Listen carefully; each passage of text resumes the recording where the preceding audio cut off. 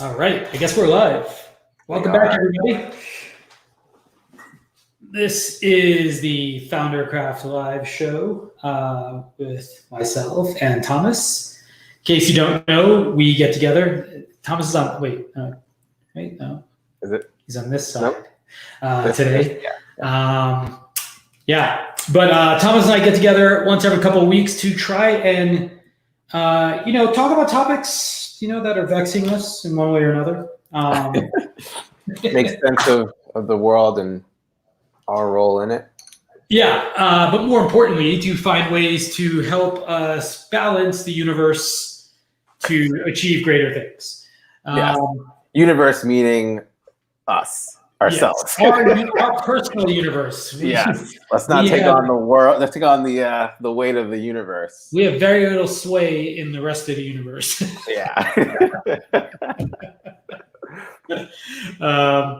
But if you are out there and you would like to chime in or have something fun to say, by all means, you are welcome to do so. I am sharing the link in the comments.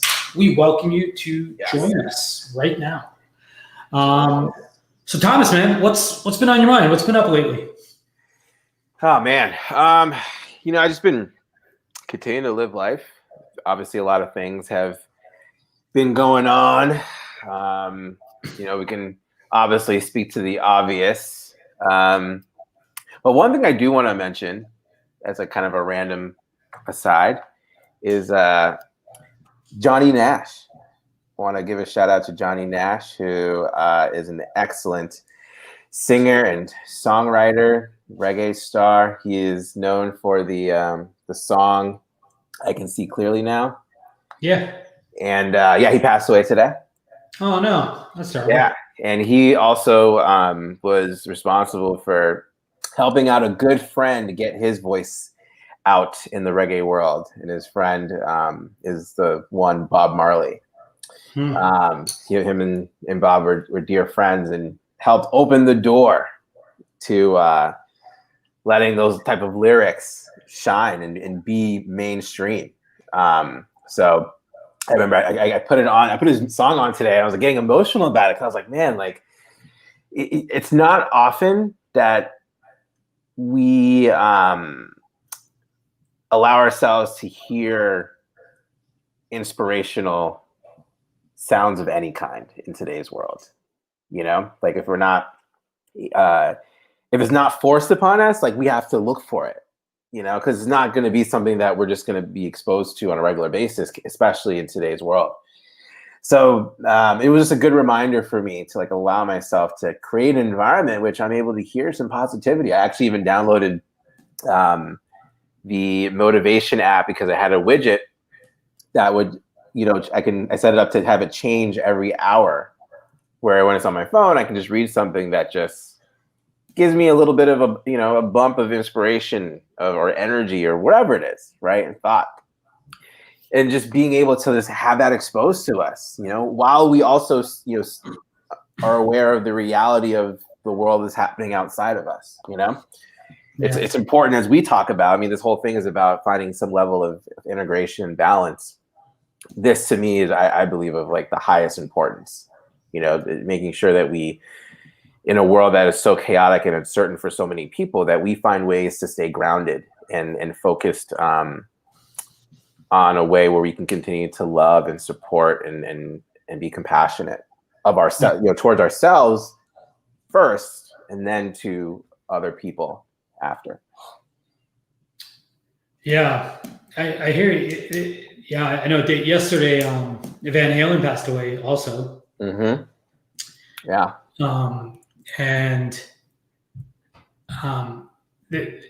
There's been something, I think we talked about this, I mentioned this before, but one of my favorite things on the internet has become watching, there's these two kids on YouTube. Mm-hmm. I think they may make their own music. I've never seen their own music, but they got pretty famous for reacting to music that they were hearing for the first time. And then it turns out that there's an entire genre of videos on YouTube with just people listening to something for the first time and reacting to it, right? Mm. And I've been very. This is it's a very interesting place for me because I've been actually thinking about like if Marie and I should do a version of that show more to as a thing that we should like. So Maria, came here like when she was like 13 or 14, so she didn't have all the same music I had growing up. Mm-hmm. But she also at the same time then has probably heard most of the music I like, but like later, right? Yeah. But I almost like there's something really magical about music that that it's that transport back to music. Songs become like this vessel for moments in your life. Right? Yeah, memories, right? It's like sensory. I don't know what they call it, but like I guess sensory induced like memories that come up. Like people have this like with tastes. Sometimes it smells like it takes you back to a certain place. But I don't know. Tell me if this is true for you. I'm still like largely a fan for the music from when I was a teenager, right? Yeah. And I've always imagined, I'm sure there's like actually research or something like about this, but it feels to me that because we are so impressionable in that time frame, that like so much the emotional weight of the memories from them is very, very heavy, right? And so we attach a lot more to that music. Yeah. Like I meet very few people who are like, oh, I hate the music I used to like when I was a kid. Yeah. No, it's true, right? Because we attach our senses to moments, right, that happen in our lives, right? I think a great example is I remember back when I was sophomore in college, and I thought I found the one, and I was gonna propose to her, and she ended up cheating on me, and we broke up. Like I wasn't putting on like party music in my room. Yeah. I was putting on John Mayer. And Neo. Neo got me through.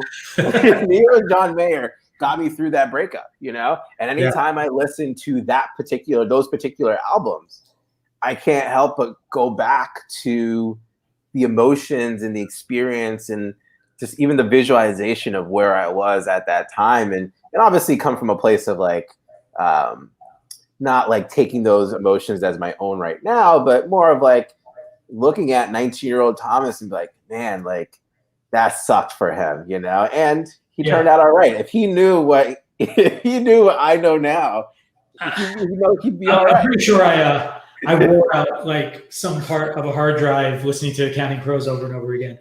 Like I remember my first internship in college, we got access to the company iTunes directory, and we were playing Queen all day, and like that was my first introduction to like the amazingness that is Queen, and so, and then and then we talk about Jay-Z, right? Like I can point to so many experiences in middle school, high school, college, my 20s, with Jay-Z, so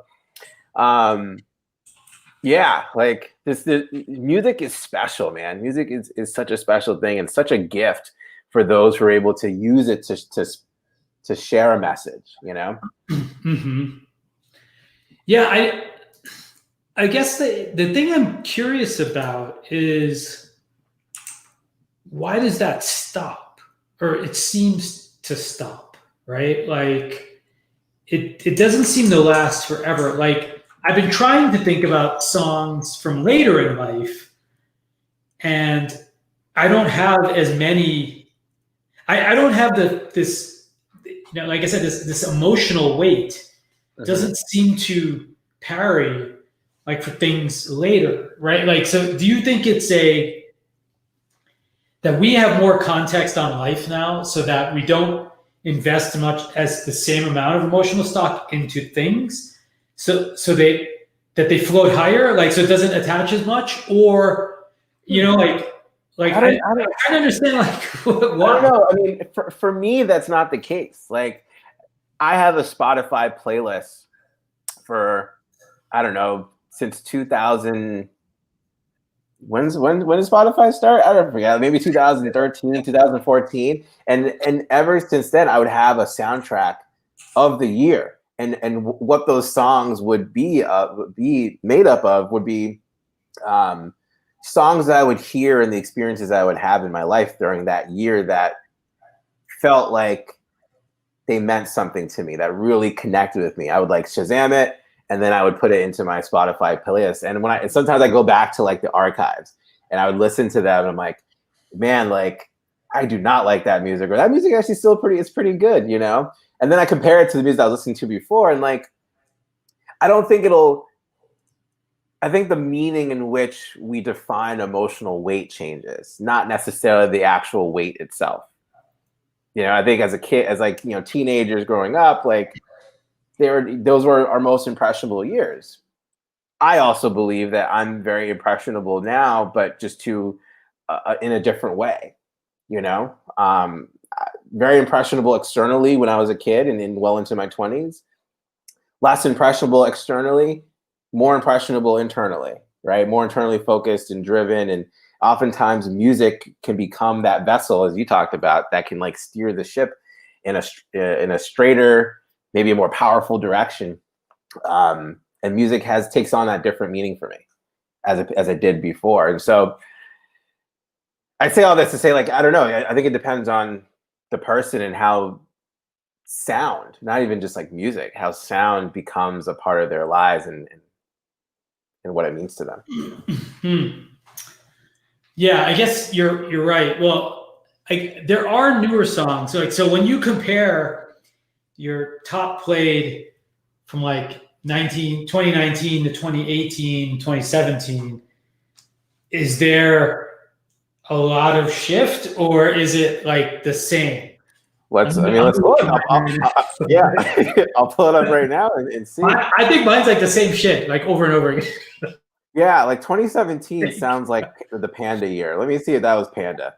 Because there was one year where I was playing Panda well over 10,000, maybe 20,000 times. Like it was just happened to be that song. I remember playing it, like cruising the streets of LA. I remember playing Panda going to Vegas. I remember playing Panda at Vegas. I remember hearing Panda at Vegas. You know what I mean? Like all the great moments that I had that year revolved around Panda. But I mean, look, 2017.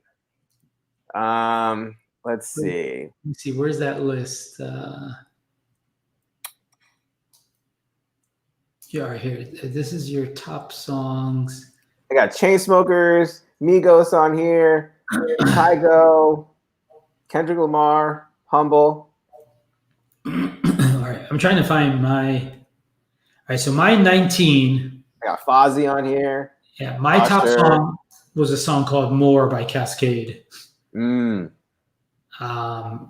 what? All right, so that's 19, and my top song in 18 was "Nice for What," Drake. Yeah. I wonder. I guess they are custom playlists that you can look up, right? They are, yeah. It should be in your playlists. And then let me see. I think they did it in 17 also. Yeah. So here's 17. My top song was "Castle on the Hill," Ed Sheeran. Okay, so, top songs. Let me see. Actually, I'll do a search.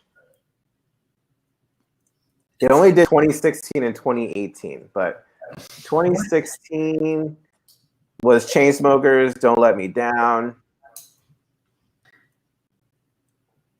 Yep, Chainsmokers, "Don't Let Me Down." "Who's With Me" by Flo Rida. "Cake by the Ocean." Panda was 2016. Yep, definitely. 2018 was "Say Something" by Justin Timberlake. I got "Rockaway" by Barris Hammond.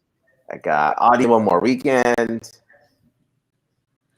I have like a lot of overlap though. Neo. Yeah. I mean, I also have a lot of songs that I pulled back from the archives, actually, which speaks to your point. Like, I have a lot of reggae on here from back in the day when I used to listen to every Saturday at my house growing up. My dad, it was his day off. And so Saturday mornings, I would wake up.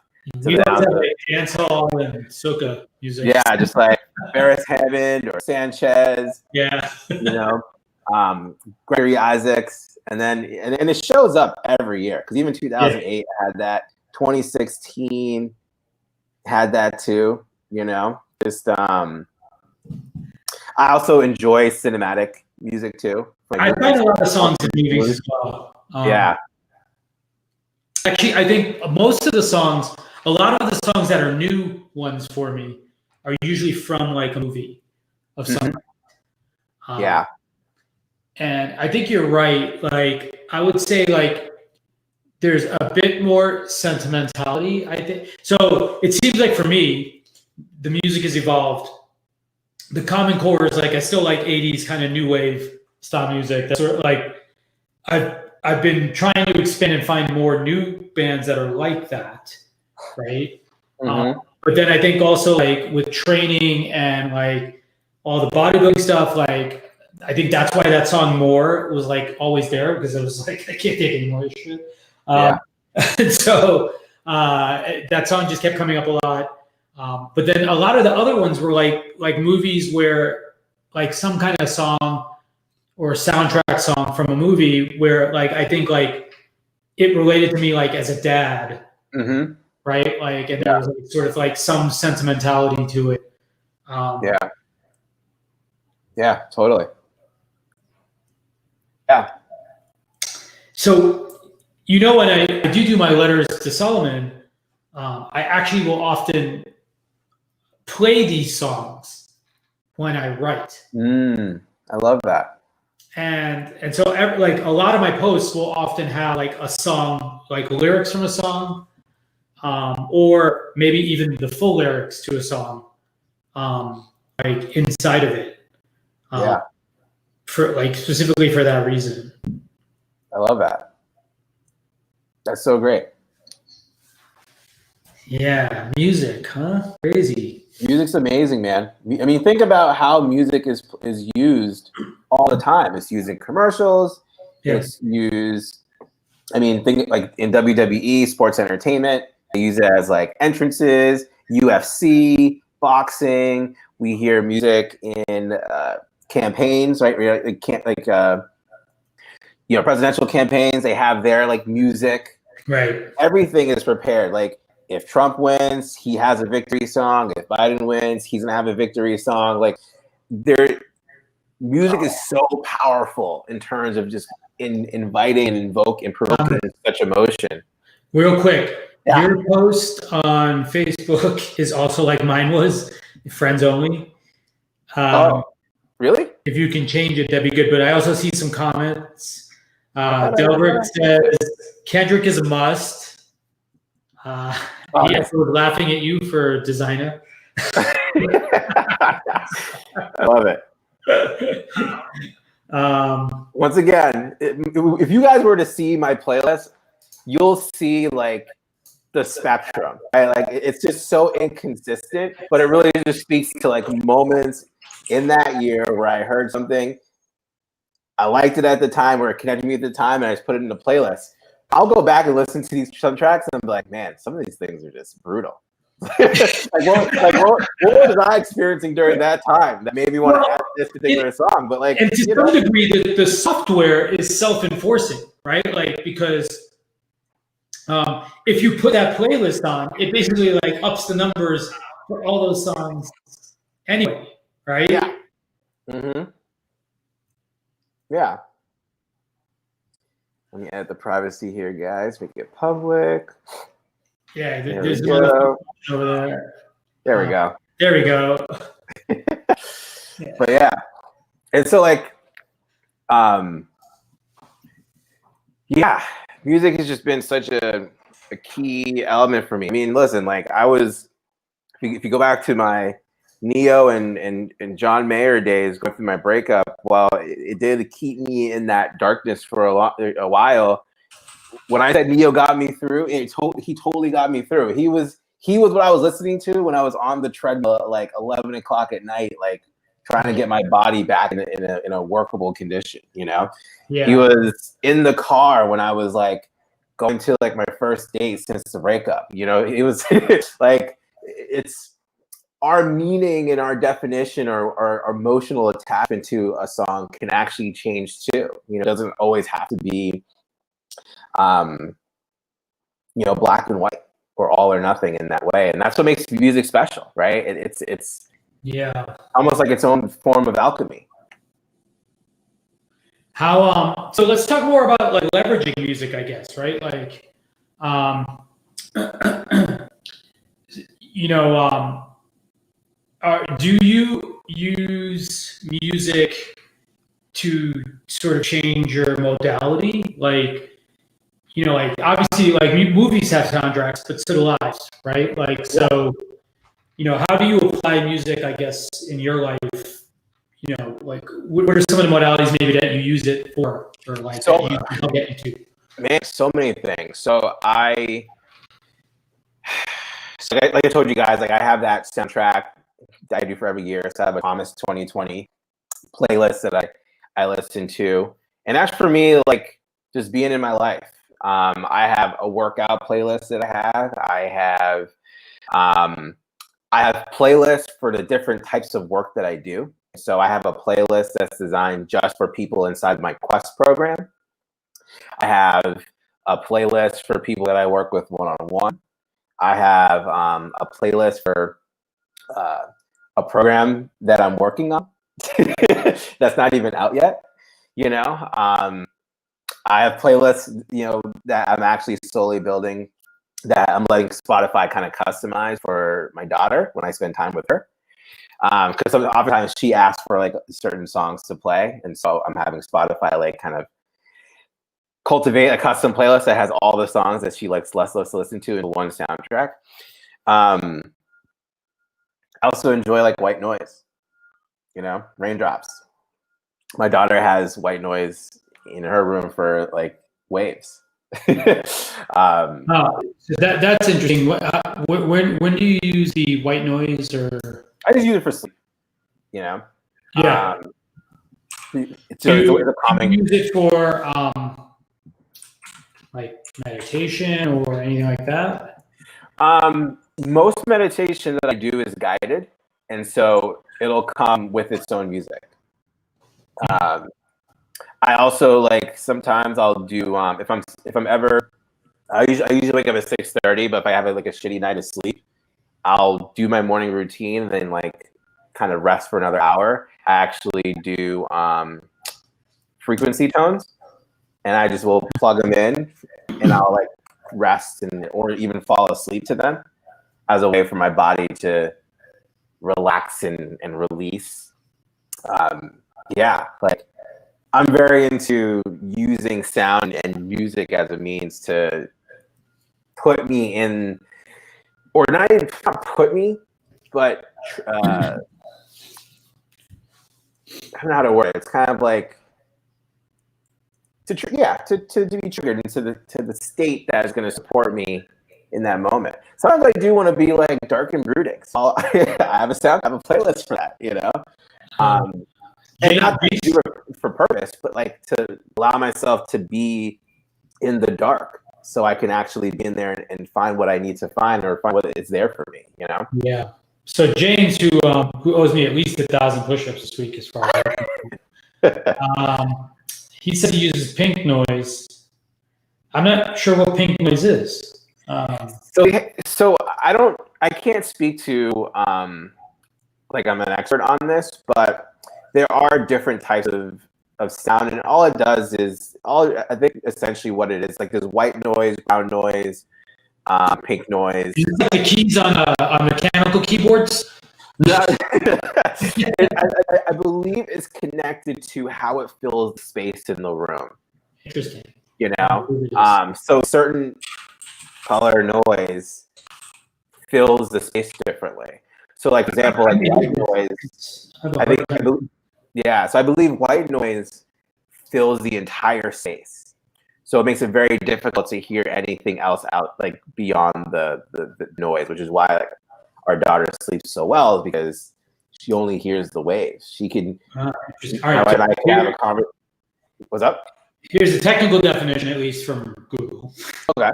White noise refers to a type of sound that's an equal intensity across all frequencies, audible by the human ear, similar to white light, which contains all visible light at equal intensity. Mathematically, white noise has equal power per frequency, while pink noise as equal power per octave. Huh, interesting. Yeah. And and right below it says, what color noise is best for sleep? White noise is recommended for sleep troubles, but it's not the only noise that can help. Other sound cues like pink noise may also improve your sleep. This is fascinating.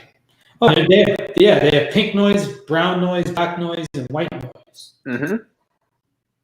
So I use an app called My Noise, and you can choose different types of noise you want to hear. So I personally use rain noise, which is basically rain. But they have all this stuff like binaural beats, a Tibetan choir, ocean. And when you go into it, you can actually adjust the frequency. Oh, the color. What? Yeah. So to determine like what frequencies you want to fill the space more. It's actually pretty awesome. What is that? Huh? Oh, My Noise. The app is called White Noise? My Noise. My Noise. Yeah. Okay. I don't believe it's a free app. They might have some paid features. But do you wake up like wanting to buy certain products in the morning? No. No.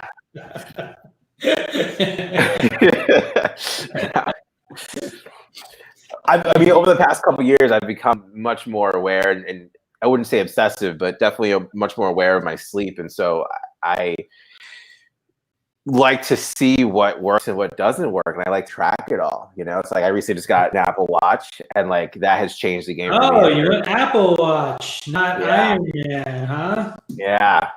So, but it's been really helpful for the data collection to understand how my sleep's been, you know?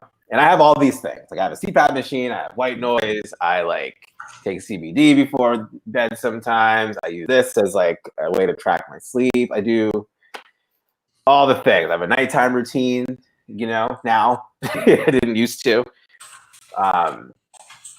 But sound is super, super important. Like, for example, I'll show you another example. When I play video games. So you're saying I should stop listening to episodes of NCIS? Well, you know, it's so interesting because goes into the example I was going to share. You know, so when I play video games, sometimes I'll get pretty, you know, amped up, you know, and then when I'm done, it almost is kind of like a workout for me, where I have to bring my nervous system down, which takes some time, and I've not been aware of that, and I would just try to go to bed. And sometimes I might fall asleep because my body's tired, but it doesn't mean I'm gonna get great sleep. You know, my nervous system's still shutting down, you know, or at least calming down, even though I might be in a sleep state, which doesn't create quality sleep, you know. And so I also attribute it to like the noise that I hear, because I used to fall asleep to the TV all the time, and I would watch. That's how I learned you're supposed to fall asleep from my dad. yeah, same with me, and I did it for all my life essentially, because I've only recently started doing it maybe a month ago, where I put a sleep timer on the TV. But hearing noise of like basketball highlights or sports highlights, or if I put like sports entertainment, or God forbid I put on like an Avengers movie to fall asleep to, like like even though I'm asleep, my nervous system is still taking on the intensity of what's being projected on the TV. And this is just my experience. I don't know if this is actually scientifically true or proven, so don't take it as gospel. But since I've stopped doing that and started watching calmer shows like Great British Bake Off, like I do that too. Yeah, like the time that it takes for me to fall asleep is a lot shorter, and the speed in which I get to a deep sleep is also shorter, which is great for my quality. Interesting. Yeah. So noise is tied to I would say almost everything, you know, when it comes to our well-being. And my sleep has been horrendous lately, so I'm curious about all of these options. Yeah. And that's the beauty of it. I mean, for something that can be so influential, we can use it for our benefit, you know? And so kind of like how, you know, James uses pink noise to help him sleep. Like, this is not news. This is not news. This is something that has been implemented for a very, very long time. We never thought, especially with kids, right? White noise machines. They're popular when we have children. We never actually thought that we could use them as adults. Well, it works the same way. So, and that's just one angle in life. Like, we can use music to wake us up, which some of us do, as opposed to an alarm. Yeah. There's a multitude of ways. Interesting. Yeah. I gotta try this. I even use, I love talking about this. So obviously feel free to cut me off at any moment, but like I even would have, back in my wingman days when I used to work with my clients in person, I had a playlist that I would use to get myself like in the state of mind to go out and work with my clients. And then therefore from there, I also offered my clients to create like a date playlist that they would actually use to listen to as that they were getting ready for their dates. Yeah. And a lot of them actually would show up more confident, a lot calmer, and like a lot better to their dates because they had music that would get them up. And I specifically told them to incorporate a little bit of today, like that day's music. So that way, like as they were getting themselves pumped up, they would also hear music that is modern and more likely to be played inside of the venues in which they were having the date. So making that connection from being at home, building their confidence and comfort, and then hearing it out at the bar or the restaurant in which they were having the date would actually trigger their mind to be as comfortable or as confident as they were when they were at home getting ready for the date and bring them to the present. And so like those are the types of like fun little tricks that you can use music to help you be in the state in which you want to be in. Yeah, this feels like in that more in that like kind of in that hypnosis, self hypnosis almost, right? Like, because you're building an association. Yeah, it's a form of I don't know what you call it. I guess it's like I don't know how you call it, but it's like the audio form of aromatherapy. Right. You have like essential oils and stuff, right? And it invokes a certain kind of how we talked about how smells can bring on memory and emotion. Sound does the same thing too. Yeah. Sound therapy, I guess. That's what they call it. But by the way, light also, right? Like, so, I think I feel for some reason, like, for example, like in my office, I try to keep it kind of dark, but lit, in a sort of specific way. And part of what that does is I feel like the light wrapping around me creates like a focus zone, like I have this window over there, which I don't know if it helps or hurts, but it kind of reminds me there's an outside, like. Yeah. Like, yeah, you're not in like this bunker. Yeah. So I'm not like completely like, like ensconced in, in something with only artificial light, but it does help. Like, like in the morning, some mornings when I come down, if I'm lazy and I turn on overhead lights, I'm not the same level of productivity like if I actually turn on my proper lights on. Yeah. Which is kind of bizarre. But yeah, I guess, it's all the things that we do to enforce sort of the behavior that who knows if it even enforces it. We certainly associate what we want to associate with it. Exactly. And ultimately it's whatever works for you. Right. Like I imagine like, I remember from, back in our days, even before shoot, like a lot of your genius came from darker environments, whether it was like at a hotel bar or any bar for that matter, or like you were the guy that was going to coffee shops, like trying to like get stuff done, like where we were eating or wherever you were having business weren't in those type of environments. And so it just became like your thing, Right. And I'm sure other people can relate to this as I talk about that, Yeah. Like my wife, for example, loves well-lit spaces. And she loves also aesthetically like nice looking places as well. That gets her mood. For me, I need to have some ambient noise and that's going on, so I feel energy going on, like a sense of busyness Right. Yeah. that's happening, which is why I can work in a coffee shop all day and not feel like I'm losing production. I used to think that that was what I liked more. And what I've noticed at least, is that when I put my noise canceling headphones on, is when I have the ability to most lock in to something. Yeah. But in general, I think it's like probably like just my own personal creativity. I don't like being in that, like to your point, my creativity, I think, comes more from being around people, because it draws out associations that like I may not normally make, right? Yeah. Yep. But for productivity, the more I lock out noise, the more I'm like into, it's again that narrowing thing, right? Like the lightscape is changing and then the soundscape is focusing further. And so I feel like these are things that definitely drive me, into a certain like tunnel. Yeah. And I think that's important. I mean, most of the time I have my headphones on and like Solomon will scare the shit out of me because he'll come downstairs and I don't realize it. But yeah, I definitely, this is a very powerful topic, I think, because like, I feel like, especially with people working home more, right? I don't think that enough people are maybe realize how they could tweak some of the things. By the way, I have seen a thing on one of these guys, this YouTuber I follow, CJ, he was saying that someone made like a coffee shop chatter sound thing.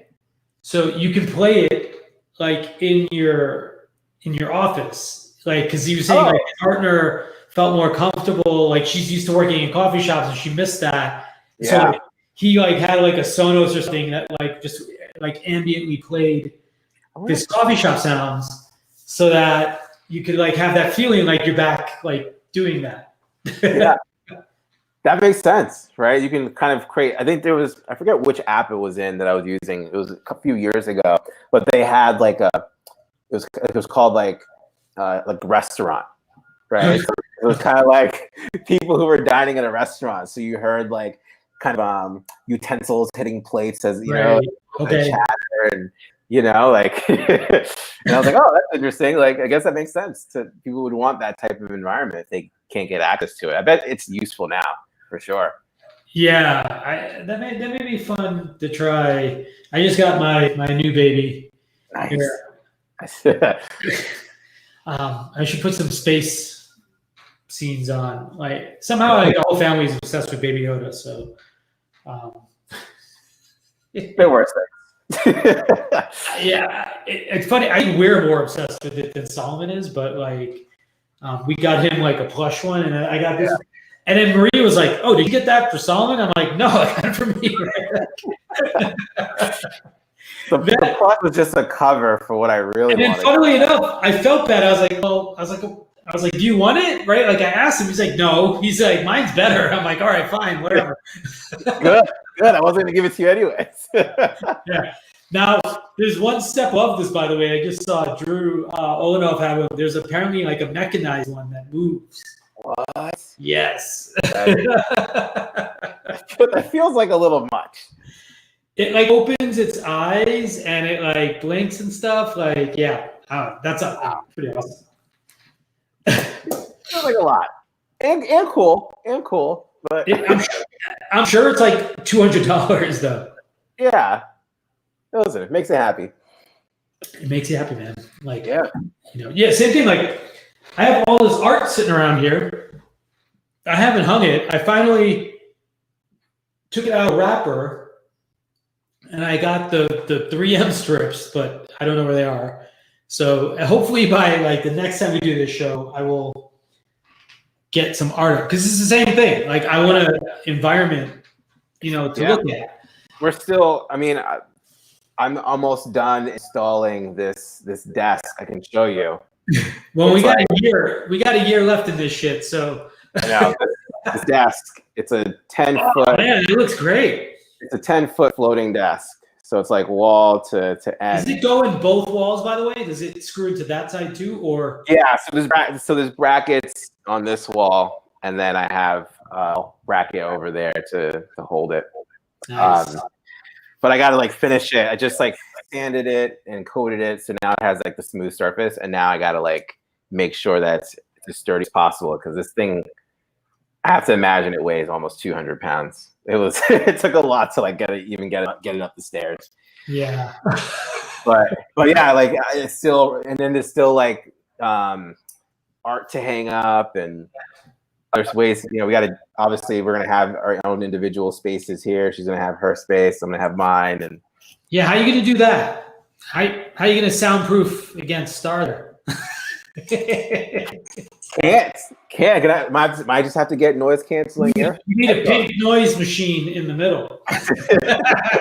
Puts out there. Yeah. Maybe I might just have to put noise canceling headphones on my Christmas wish list. There you go. Just get those, man. Or something else like a divider. Just a line. Like a plant in between you could help diffuse some sound from both sides. There you go.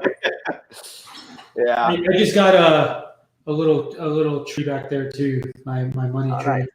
Yeah, and I just got this painting. See, I like that. Yeah. So I'm waiting to put all this up. And we have time. Plenty of time.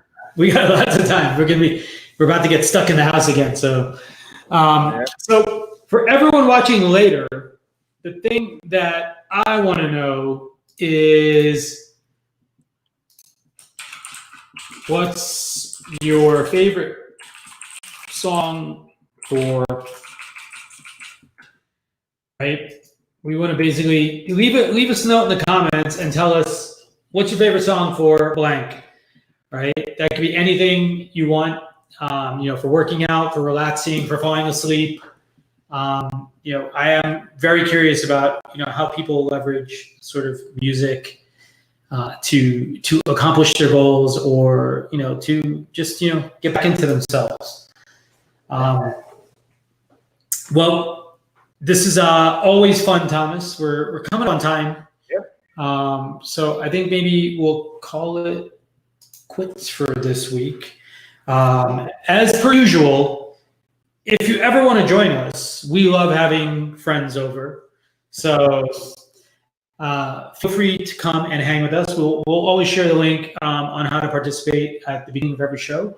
But if you have a topic you'd like to talk about, by all means, we welcome you suggesting it and coming on to cheerlead for that topic as well. Thomas and I basically make shit up every week. So we're always open to alternative ideas. We're open to alternatives than just making it up on the fly. Although, let's say, we've gotten pretty fucking good at it. We've gotten pretty good at it, though. At this point, we could come up with anything and produce an amazing show. So yeah, but we have some stuff we'd like to get to. We're both pretty busy. Yeah. But we will talk about, because I know, like, Thomas and we talked about, like, exploring some of his framework. Yeah. Again, also, I've got the stuff I've been working on. I'd like to bring out at some point as well, and check with everyone here. So yeah, expect more. Probably in a couple months or so. I think as we get some stuff off the plate, we'll start to bring some more things together for everyone. But in the meantime, we welcome any ideas or topics that you have. Just tell us down below. And we hope to see. Look, now there's like somehow surging people like on the show. But it was great again, always as usual. Thomas, I will catch you in a couple of weeks. You will. I'm sure I'll talk to you before then. All right. Bye, everyone. Bye, guys.